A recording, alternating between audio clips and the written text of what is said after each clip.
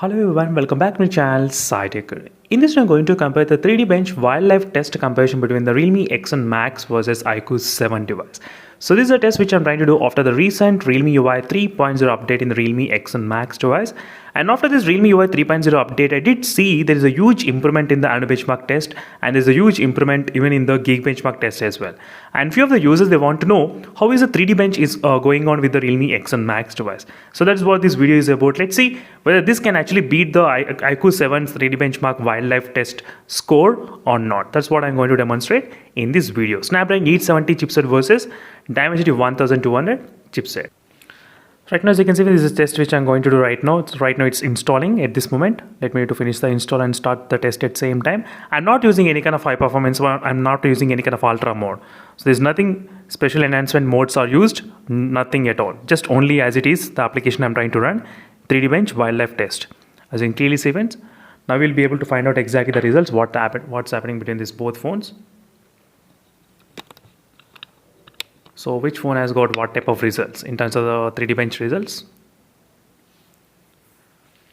So in case if you want me to do this kind of comparison with other phones, let me know in the comment section below, friends. Definitely I'll try to do my best to compare with other devices as well, similarly like this. Right now we'll be able to see exactly what will be the maximum FPS we can actually get in this wildlife test. So once after this wildlife test has been finished, we'll get the score and we'll get the average FPS, how much it's maintained during this kind of simulation. So finally we got the benchmark scores. As you can see, well, let me to show you exactly the results, what has happened with the Realme X1 Max and iQOO 7 device. So we got the score highest again in the Realme X1 Max, that's huge score, like 4563. And we got the average score about 27 FPS it's maintained, and iQOO 7 score was about 4233 and 25 FPS. Wow. As I said, after the Realme UI 3.0 update, there has been huge improvement, friends, in the Realme X1 Max in terms of the performance. Performance is one of the thing which got significantly improved in the Realme X1 Max, and here are the results which we got as well.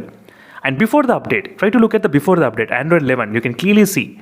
So Android 11 and Android 11, 4100 we got, average is 25 FPS only, as you can see, exactly. But after updating to Android 12, the things got completely different in the Realme X1 Max in terms of the performance wise.